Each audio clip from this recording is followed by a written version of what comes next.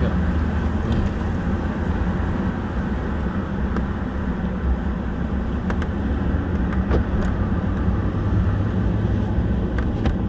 Let's see how fun it is to get near the driveway beam today.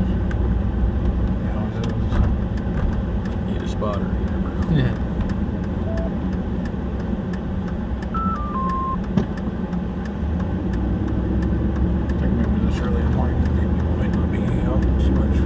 Yeah, I don't know, Jeff. It's 10 o'clock. So.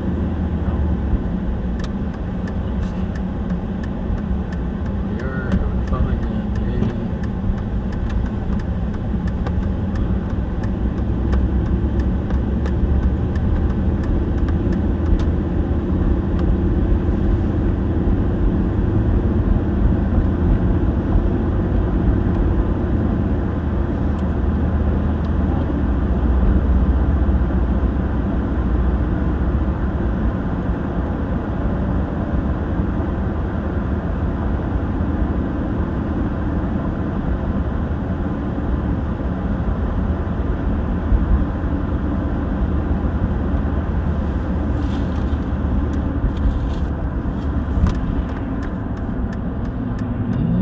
Well, the drive-thru ain't packed. Drive-thru isn't packed. We'll There's see. some openings too. That's good. Sidewalk's nice and clear. Yeah. Right. Alright. Let's see. We will. I think that one next to the gate there is a handicap one, so we'll be wide of that.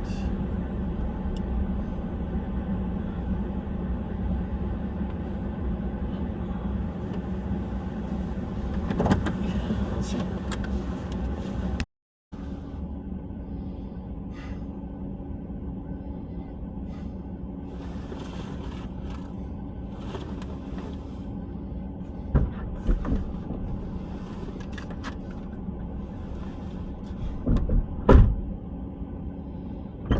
Must have gave us a deal because it was supposed to be $40, but we only had to pay 30 each.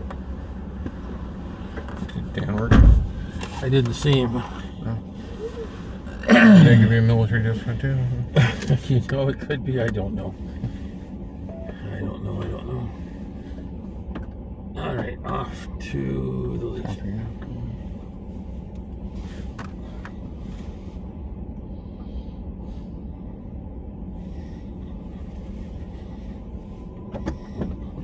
That's quite the rig there. Is that an Expedition with 6 doors on it? No, that's a big expedition. That is Excursion. Excursion, excusez-moi. Oh, that's like a stretched. Goofy too. It's like an XLT or something. It's Yeah. Yeah, it's diesel. well, you probably should be as big as it is. 7 liter. Nice. Yeah. Quite the rig though. Wow. Yeah. See our VHF antenna down and proud, tall and rocking.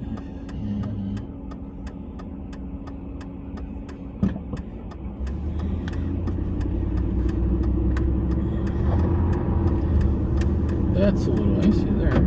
Yeah.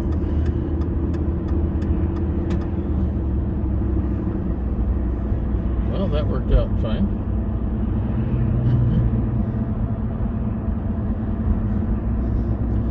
Get back from the funeral, I'll go pick up pizzas and stuff.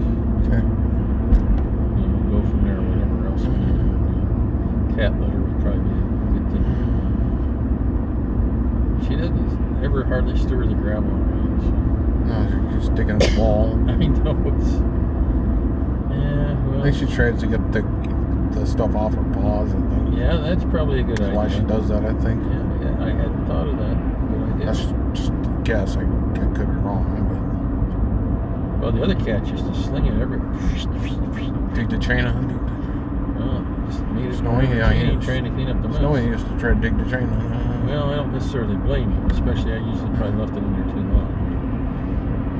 But gotta get her done today. Jen asked me a question a while back. Do you want another? Do we want another cat? And I was like, no, no, one's enough. Well, 2 would be more entertaining. Yes, they would, but it would also be much more fun. They would fight for. Well, maybe one would tell the other one not to stick their tongue out and drool on everything. Yeah, she got up on me last night and she was just drooling on my leg after we came home, and I was like, ew.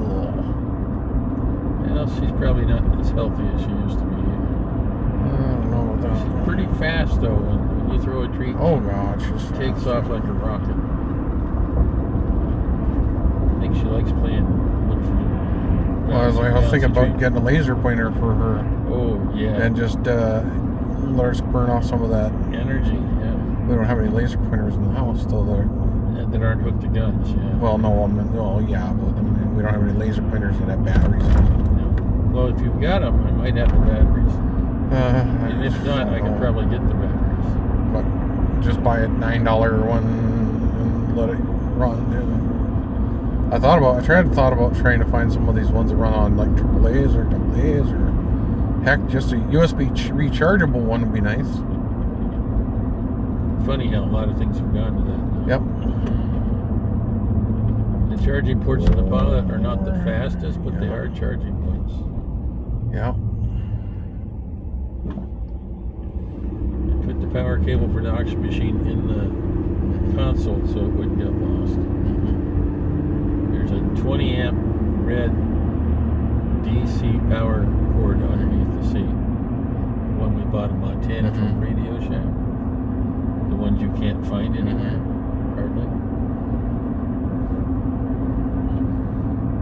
It's like those portable power unit things I have. I can just plug into that too. They're pretty slick.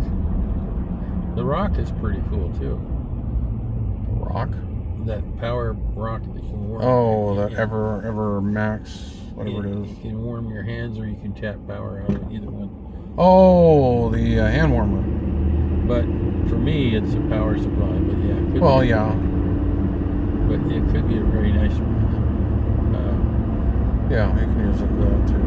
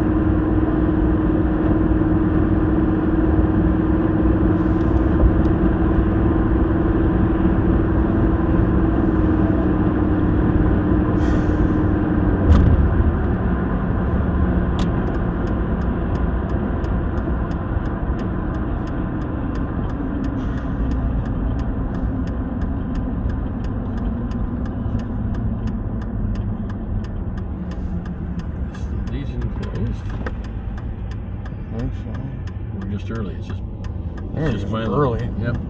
Just Milo. There we go. It's fine. I'm usually not this early. So.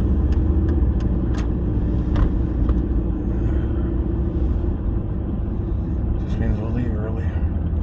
Well, we're good. Just go home.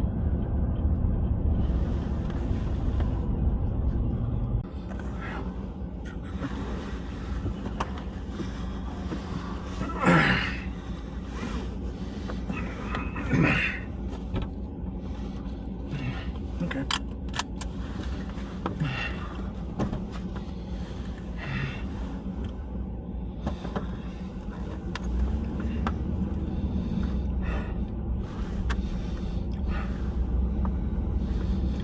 pull his fender off, or did he just paint it black? No idea. Painted it black because of the rust. It's still rusted. Yep, that's what ours is. Yeah. Oh, there's an airplane there. Delta, yep. Delta, getting gas. Yep. Remind me to take the cheese balls out when we get home.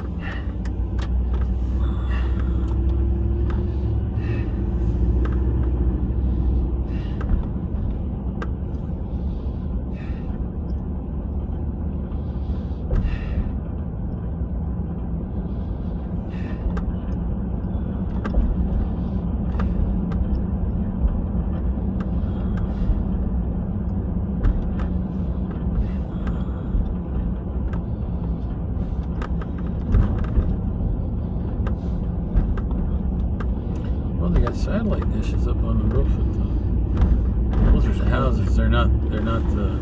No. I think they got a Wi-Fi at the. Probably. Yeah, Never so see it was a Wi-Fi. fun time, but I don't think they use it anymore. Don't think so. Not They might. You never know. all the stuff they got from the satellites. But we did. We got a Wi-Fi thingy up there. Didn't you get to go there one time? Yeah, we went inside. Yeah. Mr. Martin was still teaching. Yeah. That's who we went and saw. I like Mr. Martin. Actually, I think we What went was up the there a name couple of your times. We went up there a teacher? couple times. Her Earth Science in 8th grade. Fogarty. Fogarty. But there was another teacher who used to bring kids up there besides him.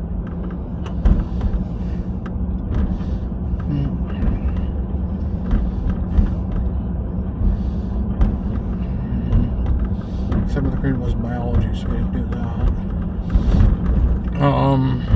Might have been my. Yeah, it was my 9th grade teacher, physics one.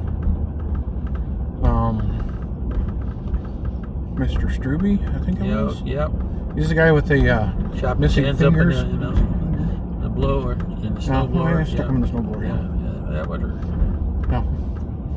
That's where you take take that hand and then pour the liquid nitrogen on the good hand. I was like, oh. A lot of us thought, are you dumb? Maybe. We had chemistry. I remember my 7th grade chemistry teacher. He was cool, a little bit crazy too. I much enjoyed my my 11th grade chemistry teacher, ex-EOD guy. So much fun. That was a fun class.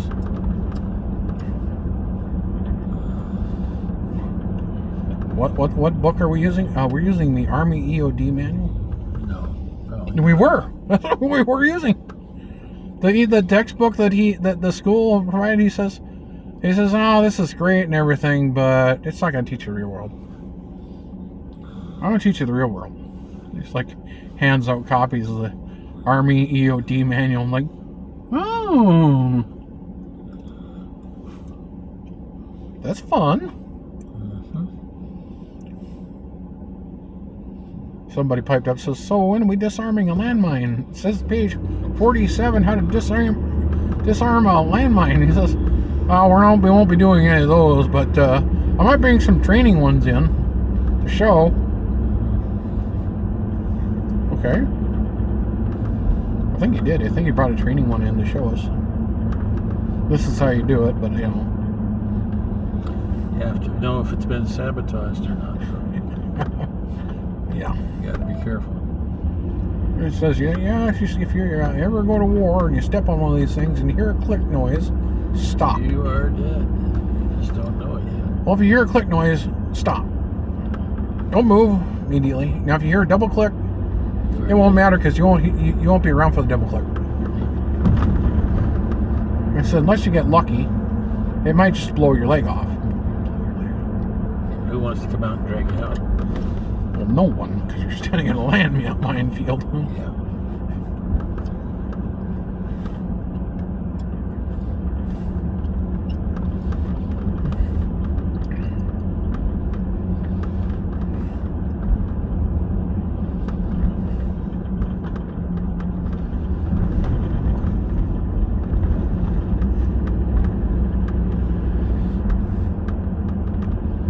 But he had been EOD during the first Gulf War.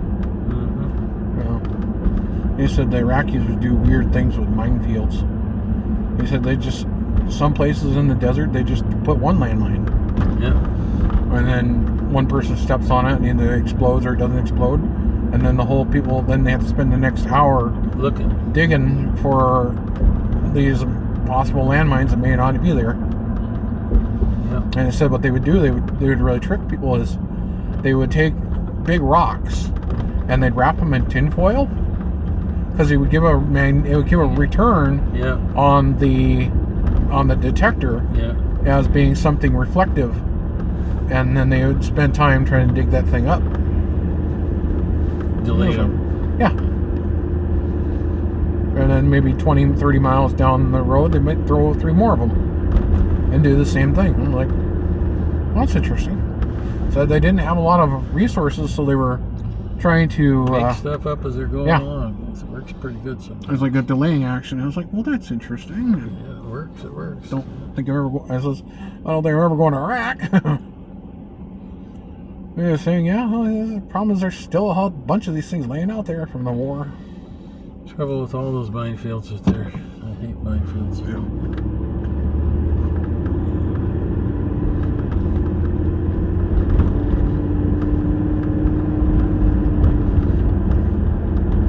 He was talking about some of the ones from in Europe then. He was telling them they still had some landmines that had gone off on people from the First World War. I'm like, yep. Whoa! That stuff's unstable to meet the man. I was like, I was watching a thing on history, and they were talking about these improvised landmines from the Civil War that still occasionally cook off. Well, at F.E. Warren, we had buried stuff from the Civil War era. Yeah. And there was areas of the base that wasn't safe to go on. Yeah. I was like, wow, after all this time. Yep. This stuff will be really fragile and dangerous. Mm-hmm.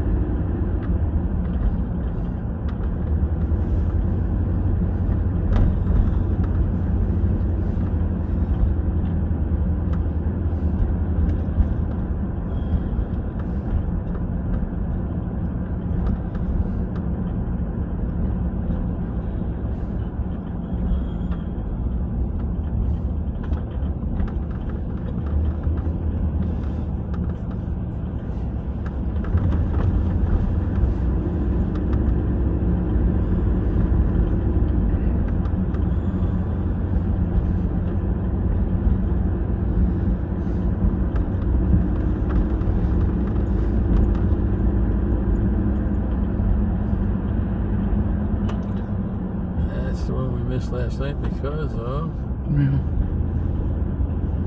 got quite a bit of the small plane there. Yeah.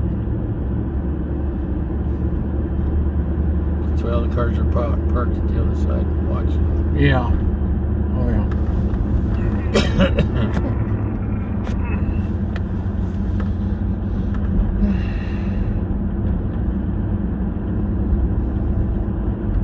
We got most of the stuff on the list. But like I said, some of those more expensive houses and by the golf course may have had good lights that just weren't on the display. Yeah.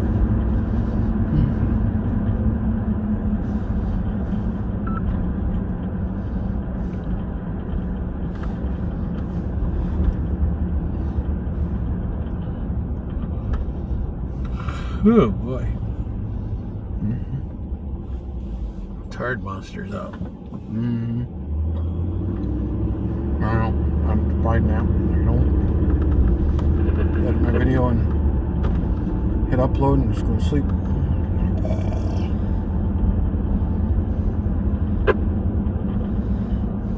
10-0 RDF Mobile.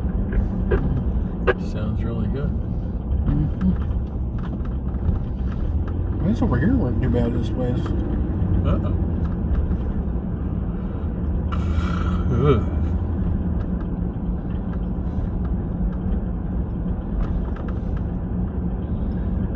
0 JDP Mobile. You guys all done? Yeah, there's still a few up there at coffee. Me and Bob are on a little chore here, getting some things for art. Oh, okay. Christmas stuff. When you visited him the other day, did he doing okay with the meal program and stuff they got going on? Oh yeah, yep, everything seems to be okay. It's, hanging right in there, and the food's good. It's gotta be tough though. Okay. Yeah, I got my quick trip to Robert's place. Dropped that old dishwasher off. He wanted to rob a few parts off it, so got that done and just got reorganized and headed up to Buddy's house there, load the sled, get her in the trailer, and then we're gonna head up to Lansford for a few hours. So I guess that's the plan for the rest of my day. So okay, well you guys have a good trip then. Catch you on the go around. Yeah, well I'm surprised that you found any room to drop off that dishwasher. You can't see through him at all. we put in the driveway for now. So anyway, yeah, I think you've been slowly but surely pecking away at getting rid of stuff. The guy just insisted on blocking it. Sales are starting up again, so you'll build it up again.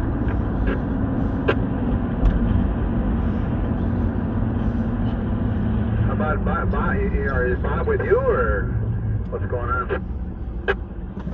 Nope, he's in front of me. I'm sure he's got his radio on.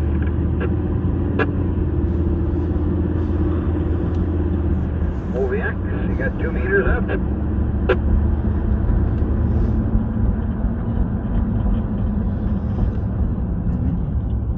Well, tell him Merry Christmas, will ya?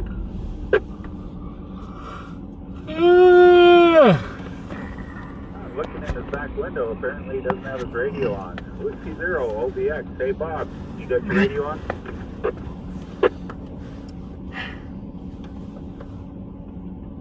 It's not.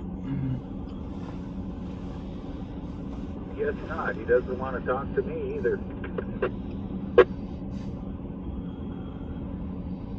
Well, he'll get her turned on eventually. Yeah. Say, how many sleds are you taking up there? You got your Scorpion thing along too? No, but you know, that would have been well, that's not important. Then I'd had to go out to my trailer and take the whole trailer. We're just taking his sled. We're just concentrating on his sled. My sled probably, my Scorpion I just need to make, it's not a clutch, but a weight, not engagement, weight adjustment. I need about another 200 RPM out of my motor, so lighten up some ramps, and that sled will be pretty much dialed in. So you come out of the hole just fine. Yeah. Hey, does that secondary on that whip, does that have all them bolts drilled in there for the spring adjustment?